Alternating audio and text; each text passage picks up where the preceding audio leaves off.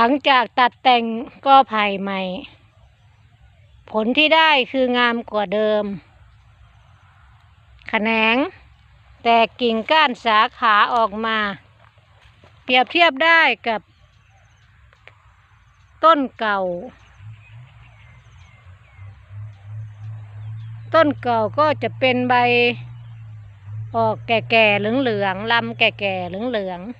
ๆแต่ต้นใหม่เขียวสดใสดี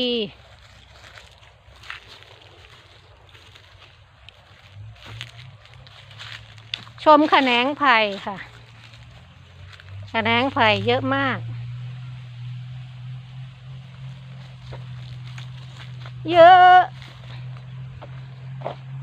ออกมาสวยงามมาก